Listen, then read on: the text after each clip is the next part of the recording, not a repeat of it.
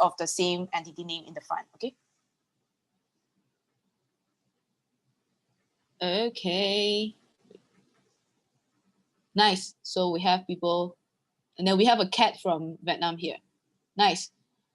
Okay, let's start the session then, okay? So before we start, I just want to know, like, okay, this is gonna be a session to talk about performance management for MC. So with that, I actually wanted to, okay, one thing I want to tell you is that if you wanted to contact me, right, like, okay, Shomi, I want to get some of your advice, I would really suggest you to message me in Telegram, because I don't check Facebook Messenger, I don't check WhatsApp that often, I mean, I check. So if you wanted to know anything, find me in Telegram. Don't find me in Instagram or like Facebook, because I don't reply stuff about work there, because that's where I see like useless stuff, you know. Then I probably, yeah, like just for you to know, just text me in Telegram or WhatsApp, okay? But I'm really open to have conversation with you. So the session objective in this space, it will be two things. One is to think about how can we actually improve your individual performance, and the second thing is to also improve MC team performance. So that will be the two approach that we're gonna take in this session. So I just want you to actually type in the chat, which is like, do you actually look forward to performance management, and why? Like in your MC team right now, how much do you look forward? Is it like something that you're always looking forward, or you never look forward, or sometimes, or very often? I know that your MCP is here, and then you are like, oh my God, I have to put always or very often. It is okay, okay? So just be honest, like how much do you actually look forward? We need to start being honest so that we can actually, you know, how can we improve from there? Wow, Lina, always. Malaysia scared to lose their job. Nice. And then Sri Lanka. Oh, nice. People who comment are always right. Let me see how many people here. There are 56 people here. At least I can assume that the rest.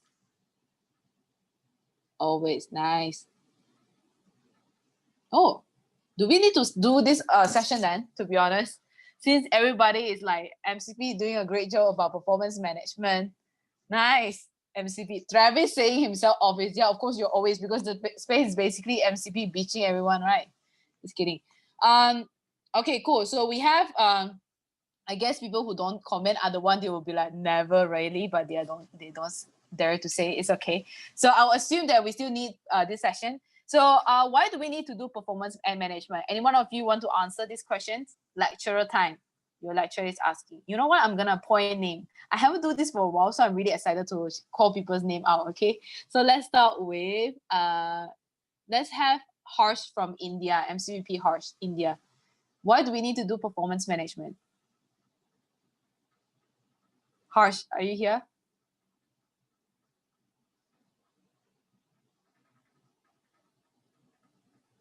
There are the awkwardness in the room. I'm not even surprised. Okay, cool. Let's try someone else, okay? I will try with someone with the camera on. Let's try with Mr. Upi, my most responsive delegate in my session. Upi, go.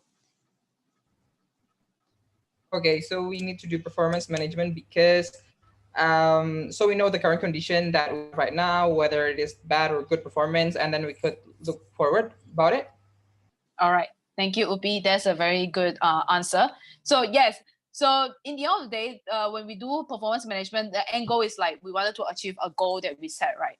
So, but then the thing is that before achieving the goal, there's also a lot of things that we need to do, because in order to achieve a goal, we need to make sure that our employee or our team are actually engaged or they are productive.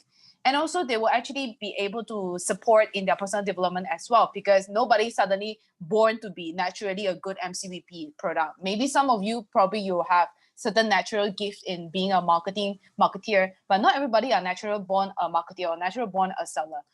So, and also this can also help to improve overall team performance and relationship as well, because like in order to work with one another, we also need to make sure that we have really good in relationship, and performance management can actually make it happen, because in order for you to perform, you need to have all these three things in place. So with that, one of the common things that we know about performance management throughout these two things, one is performance appraisal and one is PDP, which is personal development plan. And then also the routine that we usually have for performance management are also these classic one, like daily check-in or weekly meeting, one-to-one, monthly review, quarterly review, or maybe interim review when you're ending your term. So these are like the kind of like typical spaces that we usually have. Also, there are some of you may use team space to also do performance review as well. So with that, before we start, one first thing that I want to do with you is that I want you to actually start reflecting by yourself. So before looking into the team performance, let's spend some time to look into yourself. Because the thing is that whether you are performing or not is really coming from you. If you are underperforming, then you have the answer. Because in the end of the day, if you go for any session or every webinar, they will say that talk to the person, understand, self-aware, what is your purpose, what's your motivation. So let's have a bit of activity for you to actually look into yourself for answer, okay? So with that, I want you to bring a paper and pen. So like just grab anything around you, like a paper or pen, or if you wanted to use your laptop to take note, like feel free, or iPad, whatever it works for you. But I would really suggest you use paper and pen. Once you're done, right, you type in the chat so I know that you have your paper and pen with you. Wow, nice. A lot of people constantly taking notes, huh?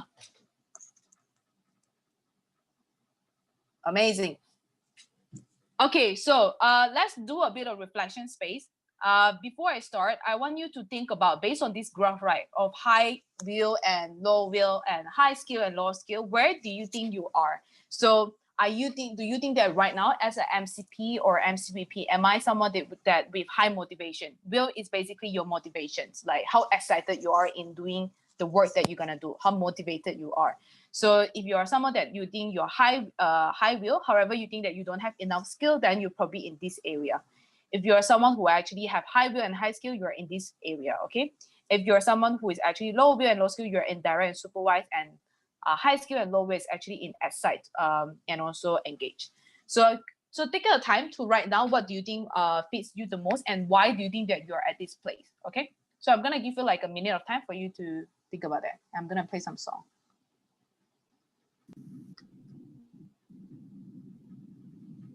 Wait, sorry.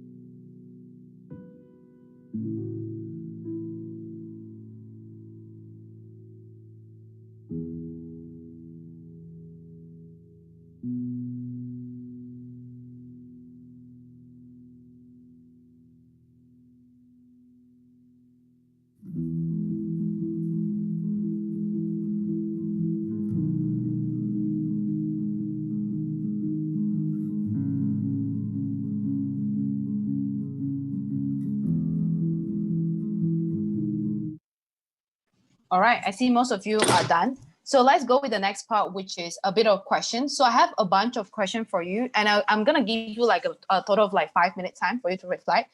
So you can answer question per questions, or you can answer overall based on what you observe, and you want to like write a few bunch of sentences. Feel free to do that. Basically, you want to put yourself in a mood where you're reflecting and also seeing what's the thing that you've been doing so far.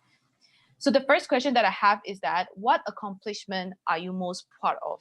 What are the things that you accomplished so far in the first 6 months that actually makes you feel really proud that you did that? Something that you didn't expect that you can do it, but you managed to do it, or something that you did it and then the network really like it and it tells you about it and you feel really proud about it. So that's the first question. And then the second question would be, to what extent did you meet your goal in the first semester? Do you achieve all your goals? If yes, what are the goals that you actually achieve? And what are the goals anyway to you? And also what hold you back from achieving your goal as well? So if you actually already achieve, for example, like if you already achieved some part of the goal, what is a part of the goal that you hasn't achieved? Like what does it stop you? Is it yourself, or is it the team, or is it because of the task that is really challenging that you do not know how to move forward? And also, what are the common feedback that you receive from others as well? Like, what are the kind of thing that your team has been giving feedback to you? Is there a similar type of person that you always have conflict with? And what do they tell you about you yourself as well? Because based on the feedback that people give to you, whether it's what is the thing that you're good at or what's the thing that you can be improved, you will normally find your strength and also your weaknesses on that.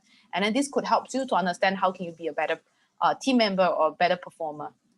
And lastly, is that what do you think you should do differently in next semester? Seeing that we are starting to have a next chapter of our life, what's the thing that you want to improve? What's the thing that you want to do differently? So with that, I'm going to give you a 5-minute time. So just go through the questions. If you like certain question more, you can answer them more. There's just a freedom for you to decide how you want to reflect this. But use this as a space to guide you through reflecting of your whole past 6 months performance. Okay? Is it clear? If it's clear, like let me know in camera. I can see that you give a thumbs up, then I know that you're clear. All right, cool. I'm gonna start to play a sub song and then just enjoy the reflection.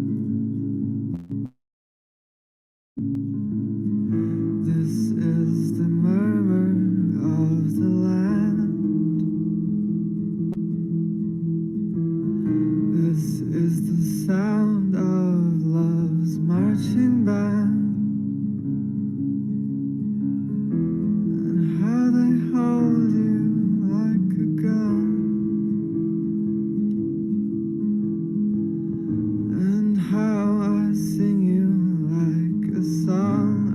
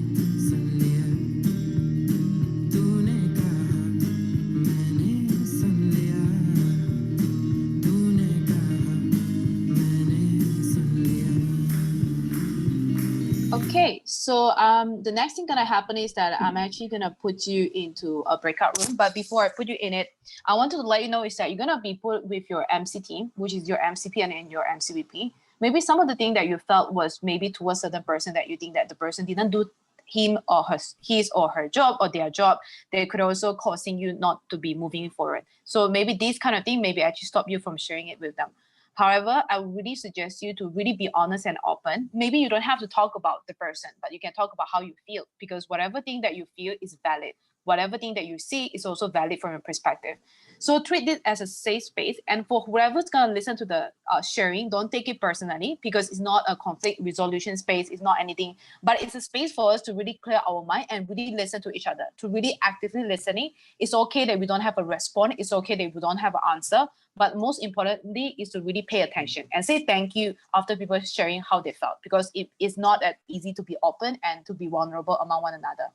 So with that, I'm going to give you all 15 minutes time to share in the breakout room. So I want to check right with Mom, is a breakout room all good already? Yes, some of them are okay, but I want to know fireflies is from which entities? Okay, so what?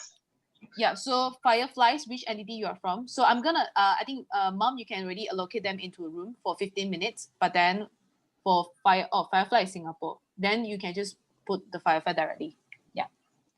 So we can start the sharing. Okay. Is it clear, everybody?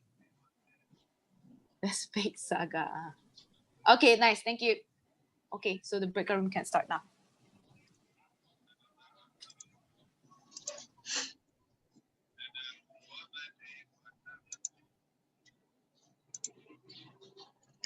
And also, which entity is from Baya Jagalan? Baya Chakalan.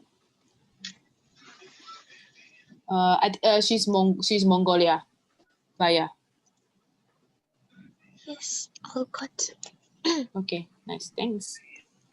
I start to learn names as well. Mom, can you stop recording for a while? Mom, can you help me? Oh yeah, okay, cool. Mom record already. Nice. So so the thing is that the reason why I start with the individual performance reflection question is because a lot of time when we talk about team performance, we think about, okay, what is going on in a team, right? But the reality is that everybody has their own shit going on. There are some people that maybe they're underperforming because they have family issues, or maybe because of the COVID-19, the person hasn't been able to feel safe in the environment they were in because they're worried about getting infected. So there's a lot of different elements of the stuff. Or maybe some of your MC are actually part-timer, like they have to go for classes and their performance academic has been also affecting them. So I think this is something that's really important to look into individually before we talk about overall as a team performance. So with that, so let's talk about team performance, right? Yesterday, Prayo probably give you a little bit about like the 5 dysfunction of the team. So in order to be performing, of course, we need to make sure that we are overcoming these 5 dysfunction, right? Like the lack of trust, conflict, commitment, accountability, and result. If we achieve these 5 things, then we will be able to be a high performing team. But today in my session, I want to talk about more technical things, like what are the kind of management practice that we can do to ensure that we are high performance, that beside the fact of the dysfunction, what kind of routine or how we actually deliver certain routine that can actually help to make the team perform. So I'm going to share a little bit of how regional office are managing it, because because I think that I also work remotely with my team as well. I'm also like has been also going through certain similar thing with you, so which I think that this could be actually more relevant. So I want to share with the first one, which is daily check-in. Okay, so how many of you actually have daily check-in in part of your MC routine? If you have, you can type a chat. Oh, MC Malaysia, MC Myanmar. Wow, the MCP. Oh, everybody popular. Do you like it? Do you like your check-in? Is it fun? Or you just space out when someone talk about their task that's not even related to you and then start to do other stuff because you're virtually and then you can look at laptop and nobody knows. Truth to be told. Okay, smoke. What is this, Travis? You smoke in the check-in? Okay, so let's talk a bit about check-in, right? I think for me, is regional office. Check-in is always a space for us to connect with one another. It's a team. It's a space for us to have fun, so that we can actually and also appreciate one another. And also it's a space for us to remind each other for the task as well. So for example, we will always present what's the thing to do, and then we will always remind each other, okay, I need to do this task, so I need like Phileas, you to finish this thing by today, what time, so that you can let me know. And then Phileas will be like, oh yeah, okay, cool too. I will put it into my to-do and I will finish it today. Or maybe I will announce to them that, okay, by the end of this week, we're gonna have this deadline, make sure that you're finishing it. So it's something that like we usually do, and also we update each other on the progress. So for example, maybe person A has not been finishing the task for 2-3 days. They have been putting the same to-do list every day, and then we will ask like, okay, what is stopping you? Do you need any help? How can we make sure that you can finish it on time? So these are the kind of thing that we do in a check-in space. Something I really like it is that like we have this slide thing, and then also we have fun really check-in activity. So I will show you. This is what we do last time. This is the watercolor palette. I cannot see it. Do it again. Wow. Yeah.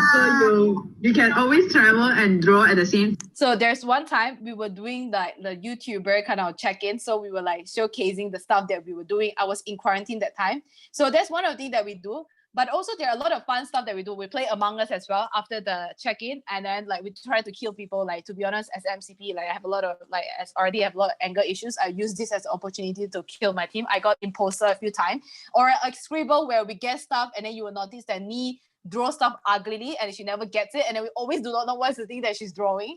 Or you can play Sight, which is something like fun question, like for example, what will be in a fridge? Like if Isuru has a bag of stuff inside a fridge that say do not touch, what would it be? And then our answer could be like really nasty answer that we know among one another. So it's really fun space that it helps us to like, how to say, really understand what is going on, and also to connect with one another, and also to have fun as well, because like these are the space that really help us to connect as a team, because we cannot see each other a lot. So playing game actually helps a lot. So I think this is also something that you can try in your team. And then another thing is that performance appraiser. So this is a part where a lot of you are actually face issues, right? Because when COVID happened, you were probably like, okay, how am I going to set goal? So just for you to know is that how I'm doing it in regional office is that instead of focusing on the lag measure, which is like the final result, we actually put more focus on the lead indicator, which is like what are the actions that I have full control over, that if I implement it, it can actually long-term contribute to the final result that I wanted to see.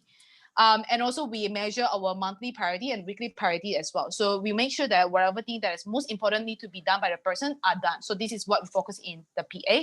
And lastly, we also adjust the team capacity, because when we are arranging like the weekly and monthly priority, we will know that who's going to be overlooked by the work and who's going to be like probably need more support. And then with that, usually I will arrange things. I will be like, okay, usually maybe person A has been managing 2 tasks. And I will tell the person A, okay, can you delegate this task to another member? And then I will suggest to another person like, hey, can you take up this responsibility, because person A is managing conference right now. So can you help with maybe like awards, APRS award? Then this is how we actually allocate, so nobody is actually overwhelmed or overloaded with a lot of things going on. So I will give you an example, right? So for example, when the first COVID happened, I have this dashboard with my regional office. So it was something called by the end of the term, I will achieve, and then I put measure of success. So instead of number of realizations or number of growth, I'm focusing on the thing that I can implement. So you can see that for a product, right, it's like 75% of OGX achieve the new pricing research, or like they implement the elements in the change management. And then you can see GINA, change management for financial model for 3 entities that we are focusing on. Implement global project for the 3 entities that we are focusing on. And that's how we can make sure that by the end of the term, even though we cannot see the end result, however, this is how we're going to measure our success. So that we know that we did what's the thing that is most important for us and the thing that we have control over. So I would suggest you that as an MC team, because a lot of time realization or approval is not something that you have control over. Maybe for BD, it will be a little bit different because you are doing national BD sales. So for national BD sales, you can still put the financial goal. However, I think for other functions, you can also look into having a lead measures. So I think this is the thing that I want to remind is that success and growth can be in different form, and also goals should be SMART, which is specific, measurable, achievable, like relevant and time-based. So this is some example that I have. And then another thing is actually PA.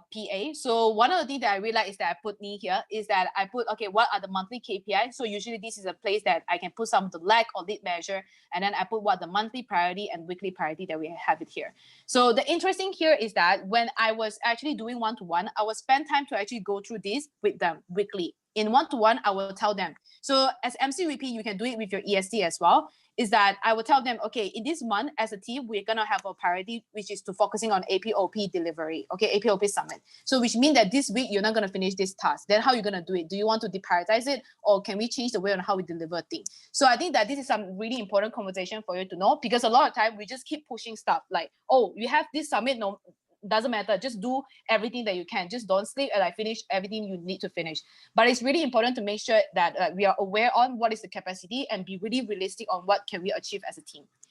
So, and also to let you know as well, like we also measure our performance. This is an example, not the real regional office one. But the thing is that it's really important to understand that as a team, never compare your performance from one another. If you want to keep it secret or confidential, it can be, depends on your team culture. But it's really important to make sure that the person is growing by their own pace. So for example, if the person is dropping, and then you start to see growth, then you should recognize person B and you should recognize person C.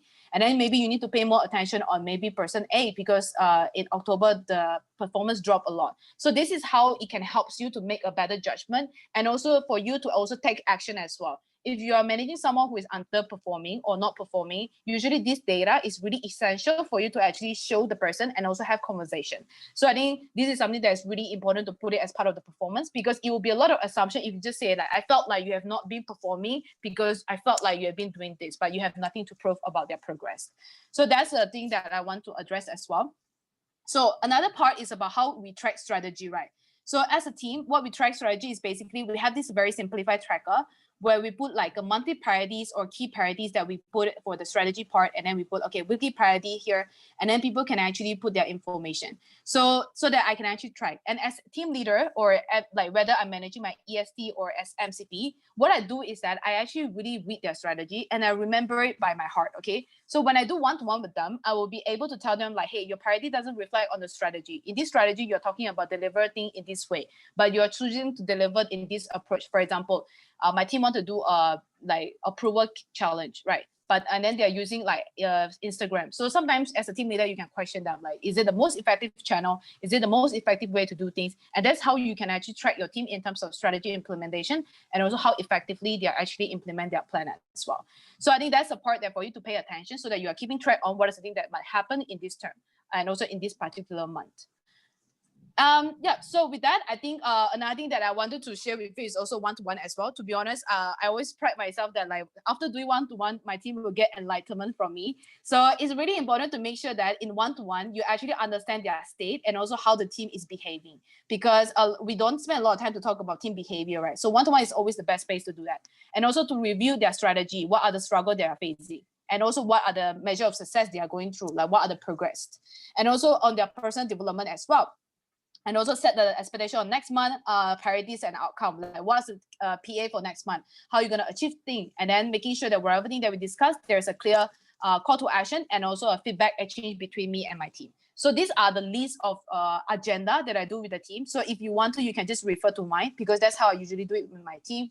And if you want to, I will also suggest you to do something like a sensing form that I did in my team as well, that it helps me to actually read through their responses and I already know what is their issue. So normally before I do one-to-one with my team, I will already observe certain behavior they are showing in the way on how they are communicating and also how they are performing in terms of their task.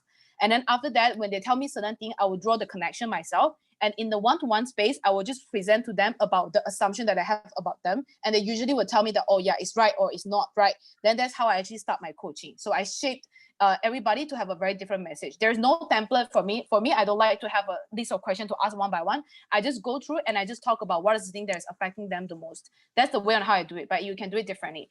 But I think it's really important to really understand what they are going through.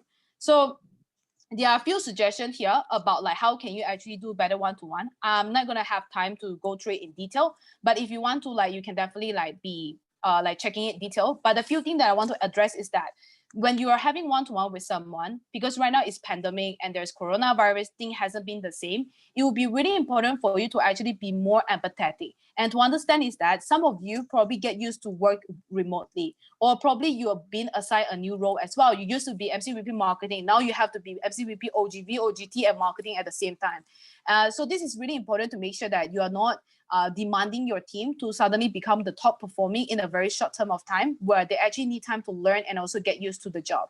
So I think this is something like advice that I want to give to you all. And also, if you have any assumption, always make sure that you are validating them by collecting information, by talking to other people, so that you are not coming into the one-to-one with ready assumption, because that assumption will stop you from listening to them. And also, there are a few things. Last one thing that I really want to say is that don't be therapists, okay? If your team has issues, like they literally have depression, don't be like, oh, I'm gonna save you. Here I am, like telling you, like, okay, you can solve these daddy issues or mommy issues or whatever, abandonment, attachment issues. Don't be that. You are not experienced. Someone are licensed to do that. So one of the things that I would suggest you is that to recommend them resources on where they can actually look for professional support. And these are the people that you can follow up with them. So I did it with my team before. And then I will ask them, like, how was the conversation you had with your therapist? Was it good? Do you find anything, like what other activity or exercise you are practicing with it? Do you see yourself improving? That's how I actually support them from the kind of like, if they are having mental illness issues or they are facing challenges in mental health. So I think that's really, really important, because as Isaac, I know that you really care about them, but if you do not know how to do it properly, it's actually creating more issues, because you're opening the Pandora box, you know, like of their whole life shit appear in front of you, and you don't even know how to deal with your life. How are you going to support them? So I think that's one of the really important thing for you to take note. So in the end of the day, your one-to-one should be a space for you to understand why they are performing and why they are not performing. I know that you will spend a lot of time to target on people who are not performing, but it's also important to understand on why your team is performing. What makes this person perform? Because the thing is that what is it important is that the person can perform consistently. So I have one RM before that the person hasn't been performing, and then suddenly when the person start performing, I ask him this question: how can you make sure that you can continue to perform, because you have been go back to the loop where you drop in your performance or you become unproductive again? What worked this time? How can you maintain it? So it's really important that besides to target on the reason why they are not performing, it's also important to talk about why they are performing. And it's really important to observe their behavior, because I will tell you one thing that sounds really rude is that people always have the same shit carry around them, okay? Nobody is gonna change magically because you're one-to-one. You're not that magical. Even like therapists also need to take years of practice. So what happens is that if the person will always have a imposter syndrome, like they always think that they're not good enough. Maybe in 1 month they feel like things is better, but they will always go back to the old routine when things get triggered again, or when the environment gets stressful again. So your role is to make sure that how can I provide the environment, and also remind them that what are the exercise they can do to keep them to be at the best version of themselves, because they're not going to change. Like, it's not that easy. We are human. We have a lot of problem with us. So that's the thing for one-to-one. I hope that gives you some idea. And this is my favorite part, weekly meeting. One of the questions that I will ask myself is that, do I need to have a meeting, or I can just send a Slack or WhatsApp message? Because the frustration that I have is to attend a meeting and then spend 30 minutes to get something that I can read from a fucking email or Slack. And then I'll be like, fuck this shit. And I did that to my team as well. So I think this is something that's really important to understand what is important of having a meeting. So besides these tips that I'm going to give it to you, one thing that I will let you know is that it's really important to make sure that you actually, these are the things that I do in my MC planning, but sorry, not MC planning, I already end my MC tip, my RO meeting. So these are the kind of like list of topic or agenda that I have. I can show you my example, right? This is one of our agenda. So we will always start our topic as questions so that the question can guide us or ground us on what are the focus of our discussions. And then we also have a very clear process, how we're going to go through this meeting and also what are the preparation that you need to go through. Most importantly, we have purpose. Why are we discussing this? Am I going to get input, or I'm actually going to make a decision, or I'm actually going to just like discuss this with people, but there's no decision going to be made here. So I think this is really important, because a lot of time when you attend a meeting, you do not know what is expected from you, and you are just sitting there and then waiting for things to be over, and then you're like, wait, when I'm discussing this, do you want input from me, or you're going to make a decision from me, or you're just going to inform me? So I think this is something that's really important to like clarify in the team. So there are a list of stuff that you can do. When you have a meeting, always make sure that you seek input from your team member on what are the topics, and only prioritize on the topic that affects the entire team. I'm sure that some of you been through a meeting where they are discussing a lot of stuff, but it seems like only 2 to 3 people discussion. Like we don't need everybody to be there sitting and waiting for them to finish that discussion. So this is also something that's really important. And also put your topic as question so that we can always use it as a way to ground us. Hey, this is off topic. Your input is not going to help me to make this decision. Maybe you can clarify better on why you're bringing this up. Is it there's any connection that I'm missing out? So I think this is something that like you can really look into, and also make it very clear on the purpose of the topic, and also allocate a realistic amount of time, and make sure that people know how to prepare, and also who is going to lead the topic as well. And also make sure that you have a topic which is like you can feel free to add one slot that you can actually adjust or modify the meeting before the meeting starts. I didn't do this, but I think you can do it if you want to. And always end with the feedback to improve your meeting next time.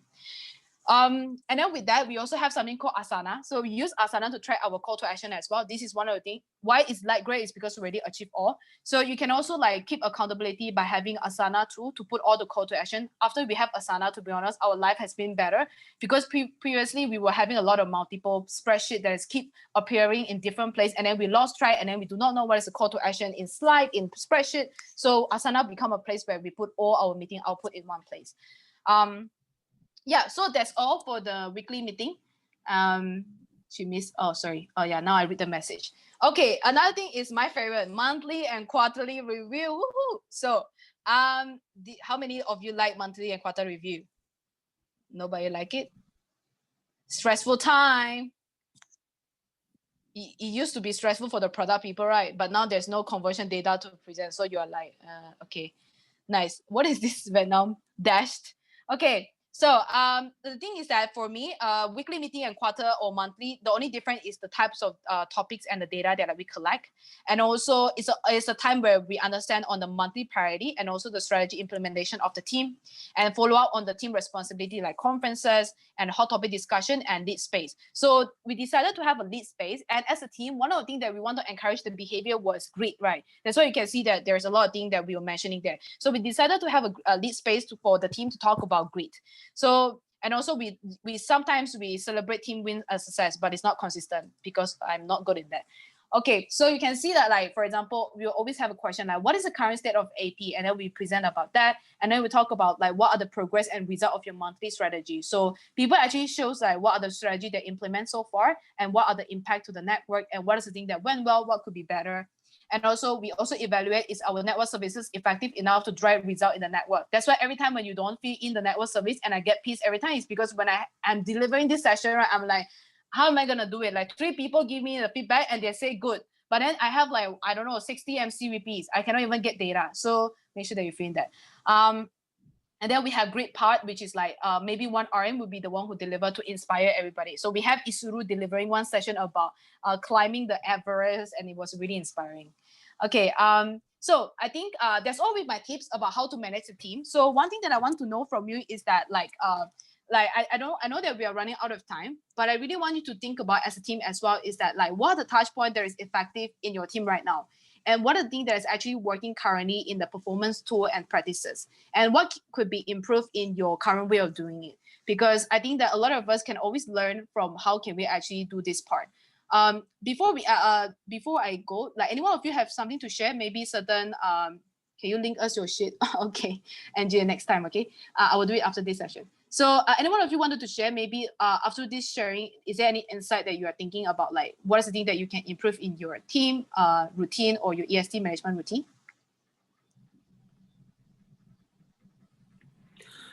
Shami, I have a question. Yeah. Don't know how relevant it is, but during the time realized that there are too many meetings. So have you ever come across this too many meetings and all of them seem important and all of them, and then when we were doing in our MC, one day we were trying to figure out, okay, how it is. And then we figured Mm, out every week one VP was doing O2Os because mm, that's how the whole thing is. And then one day goes for commission call, and then one day goes here.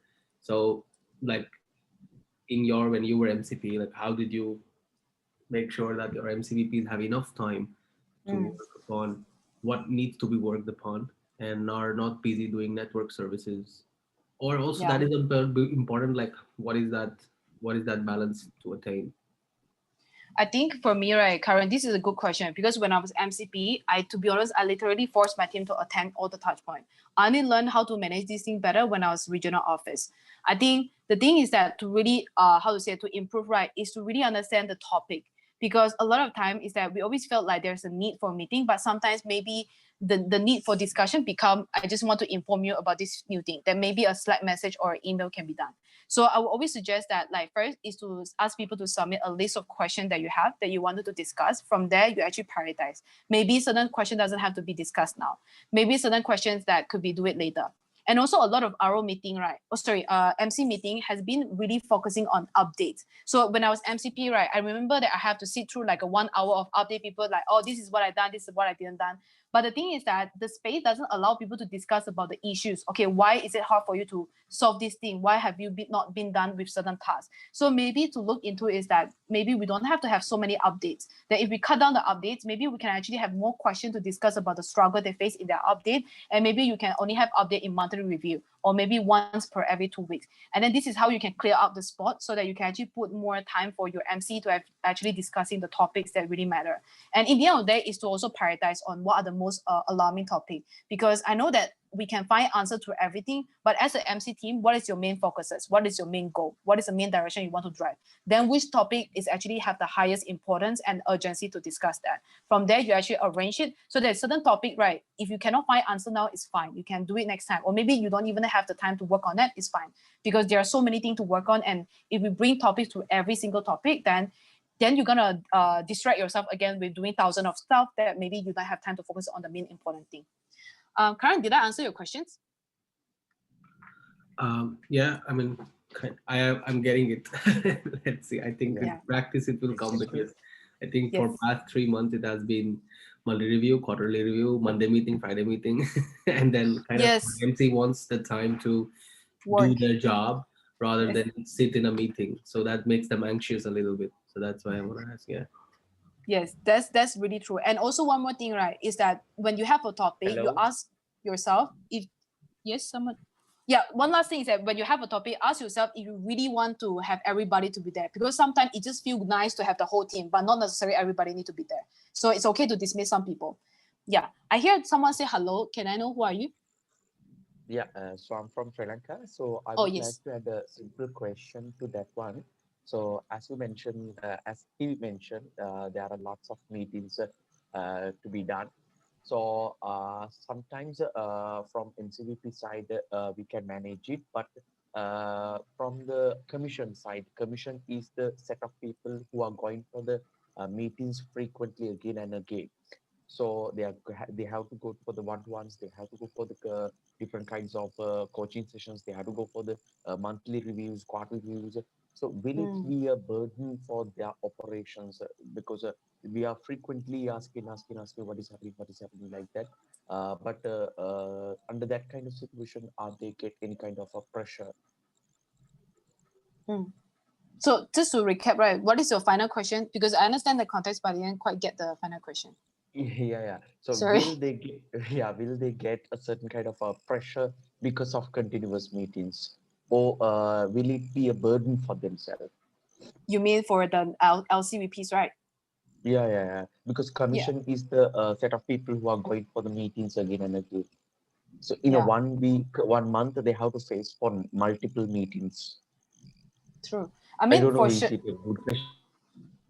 I mean, for sure, they will feel pressure. Even you will feel pressure, right, as MCVP. Like if your MCP keep asking you to attend, and plus every week you need to update your meeting slide, and then you have to ask network again over and over again for the same progress. While you know that it's not gonna take them a week to change stuff.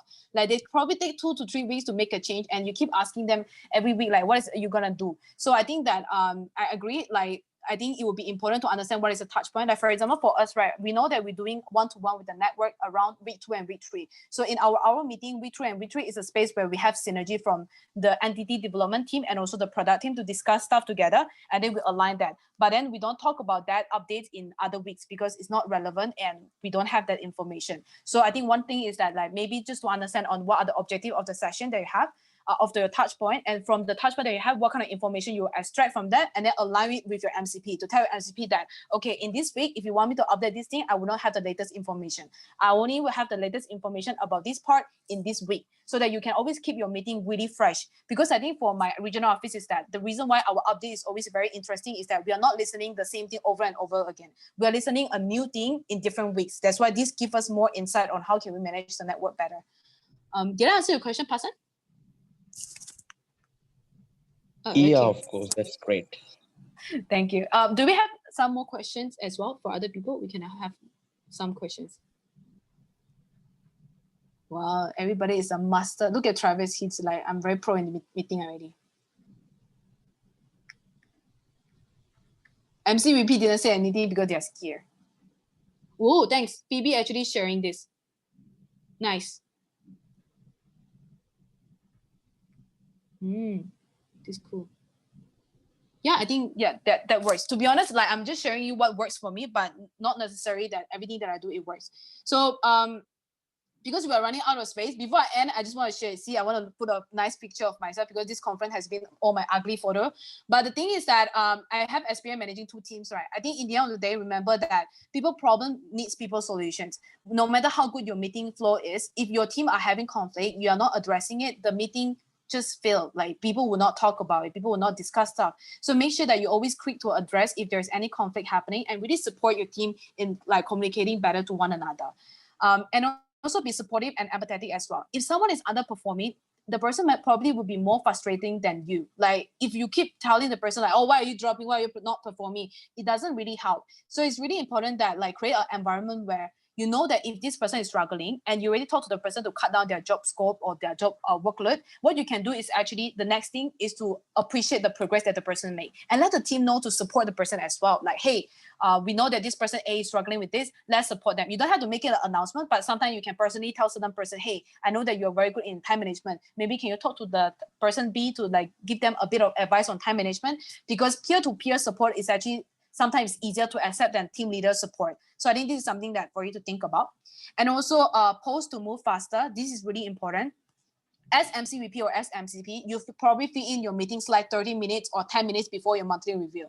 To be honest with you, your output is going to be shit anyway, and your review is not going to serve any purpose if you only spend 10 minutes to think about, oh, what are the insights I have about my network? Didn't even do proper analysis. Then you're expecting a miracle idea or an answer from your review. No, it's not going to happen. You're going to sit through the review and you'll feel like it's going to be the same like weekly meeting. What am I doing here? I might as well do my task. So it's really important to take a pause, to stop, analyze your root cause, analyze why this is happening, and then present your output. Then your team can challenge your assumption, can challenge your perspective, can tell you another better way to do things. And that's how you make review and meeting really, really useful. So I think this is something that I want to emphasize. And in the end of the day is that for both MCP and MCVP, your team performance is both is the accountability of everybody. Even if you are performing MCVP, your team is not performing, you are not a good MCVP. You are not supporting your team to be performing together because your entity need a whole MC team to be performing in order to perform. So either you are part of a solution or you are part of a problem, whether you like it or not. If you did not do anything, you are part of the problem. And sometimes change requires you to make it happen, because as MCP, I'm sure that some of them probably try the best they can to advise like, hey, everybody, let's do this.